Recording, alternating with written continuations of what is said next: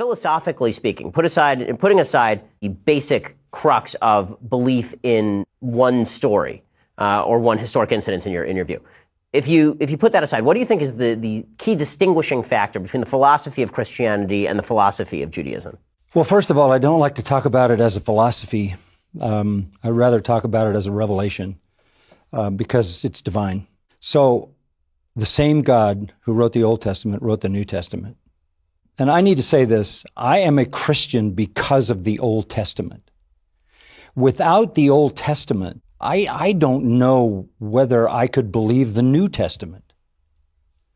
And that may sound strange to you, but how do I know that Jesus is the Messiah if I don't have all the predictions of the Old Testament defining him when he shows up?